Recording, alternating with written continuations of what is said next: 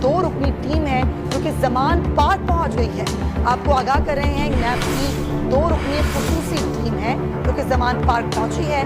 नैब की team PTI funding case में notice वसूल करवाने के लिए पहुंची है। ताहाल नैब की टीम को इमरान खान के घर तक रसाई नहीं मिल सकी है। इमरान खान की सिक्योरिटी के पेश नज़र टीम को सिक्योरिटी ने रोक लिया। आपको आगाह करें कि नैब की दो रुकनी ये खुसूसी टीम है जो कि अब ज़मान पार्क पहुंच गई है। नैब की टीम फंडिंग केस में नोटिस वसूल करवाने के लिए पहुंची है, लेकिन नैब की टीम को इमरान खान के घर तक रसाई नहीं मिली है क्योंकि इमरान खान की सिक्योरिटी ने उनको रोक लिया है। इमरान खान की सिक्योरिटी के पेश नज़र टीम को रोका हुआ है।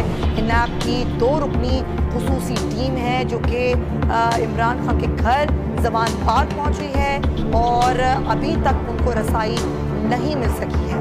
इमरान खान की सिक्योरिटी के पेश नज़र जो टीम है उसको सिक्योरिटी ने रोका हुआ है। नैब की दो रुकनी खुसूसी टीम जो कि ज़मान पार्क पहुंच चुकी है।